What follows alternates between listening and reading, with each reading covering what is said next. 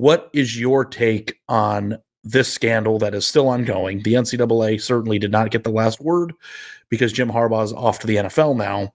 But how does that impact your viewpoint of the Harbaugh era and what they accomplished the last few years?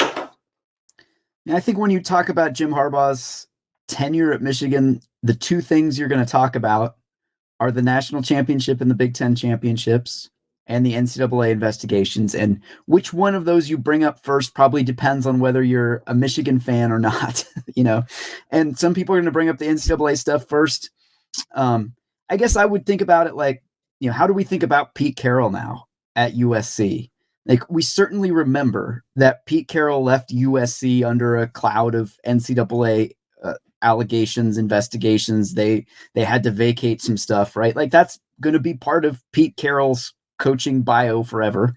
And I think it'll be the same thing for Michigan, depending on what comes out of Michigan's NCAA cases. But I don't think anybody, at least I don't, when I think about Pete Carroll, I think he was a really damn good coach at USC and had some really great teams that were fun to watch. Like, that's what I think about when I think about Pete Carroll. And I suspect a lot of people will think about Jim Harbaugh the same way, but ultimately, like, that's, it's kind of a personal preference thing. Like, if the NCAA stuff really bothers you, like, I can't tell you, not to think about it that way. It's just a matter of like what's going to stick out in each person's mind. So I have a message I want to send because I have a column that I just went up and, the big Ohio State homer, I think, is ruffling some feathers a little bit, but I actually truly believe this.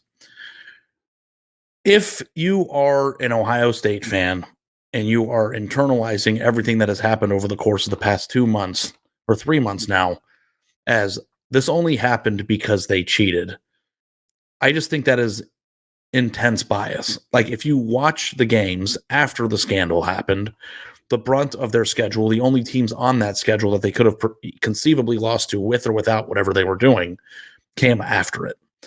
And in sports, sometimes your favorite team wins and sometimes your favorite team loses. But if you're an Ohio State fan and your thought process is to just yell they screamed and cry and, throw a fit and a tantrum about, this is not fair because they cheated, I don't think that you're telling the truth. I don't think you're actually presenting the program that you root for the right way. I think that the response should be, damn, they did it. They finally did it. That's our rival. We hate them. Next year, we're going to try to come back and get it back. I just don't see the cheating thing, though significant, as the reason why Michigan won the championship. Now, that doesn't mean that the NCAA can't and shouldn't get involved. That doesn't mean that sanctions aren't coming. I don't know what's coming down the pike. And I'm not saying that cheating pays, but what I am saying is that they will pay the consequences rightfully for whatever it is that occurred. They had a psychopath wearing CMU gear with Ray-Bans on. Like, that happened. The stuff allegedly. Allegedly. I mean, yeah, allegedly. These things happen. There's enough proof there.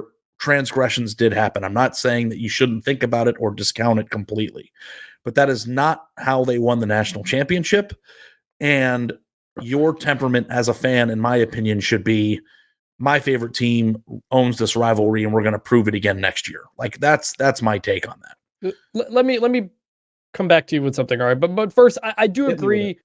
I do agree that I don't put a asterisk or anything on that national championship. They won all their games, all the important games post Connor Stallions, some of them without Jim Harbaugh. Again, like they were penalized in season for it as well.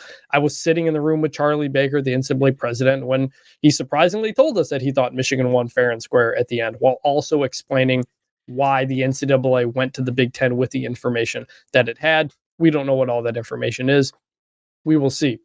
However, I do think part of everybody jumping on the Michigan was cheating bandwagon is because for many years, the Ohio State fan base heard from the Michigan fan base that Ohio State was a bunch of cheaters, whether it was Tattoo-gate, whether it was online classes for players, whatever.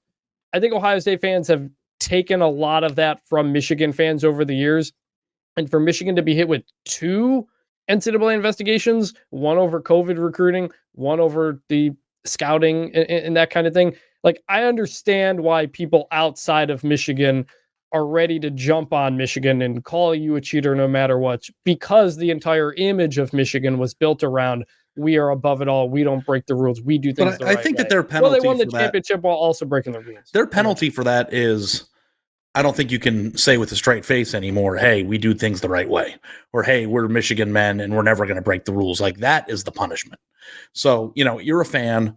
You can internalize this however you want to internalize it, but I think a rational, unbiased mind would look at what Michigan did on the field and not equate to the scandal as the reason that occurred. And if you're not in that camp with me, that's fine. I watched the games. They happened after this all came to light, and Harbaugh wasn't on the sideline for half of them. I don't know if, and listen, if the NCAA comes out in 3 or 4 months and shows us some information that we're unaware of that changes that viewpoint, then we'll revisit it. But for the time being, that's the case.